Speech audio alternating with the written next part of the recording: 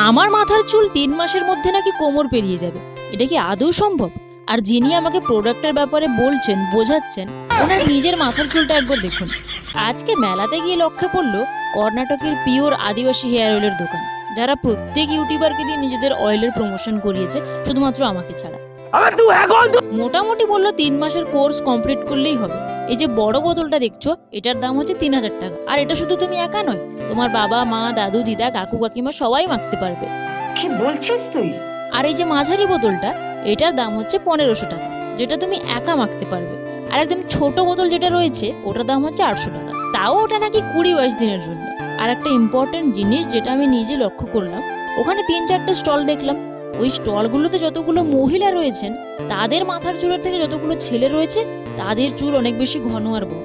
এটা দেখার পর আমি মনে মনে একটাই কথা ভাবছিলাম, আমার মাথায় যতটুকু চুল আছে ওটা উল্টে উঠে যাবে না তো? আচ্ছা, তোমরা যদি কেউ এটা ইউজ করে থাকো, প্লিজ তোমাদের এক্সপিরিয়েন্স অবশ্যই জানিও। তবে হ্যাঁ, এইটুকুনি জানি, এই হেয়ার অয়েলটা রিয়েল ছিল, ফেক ছিল না।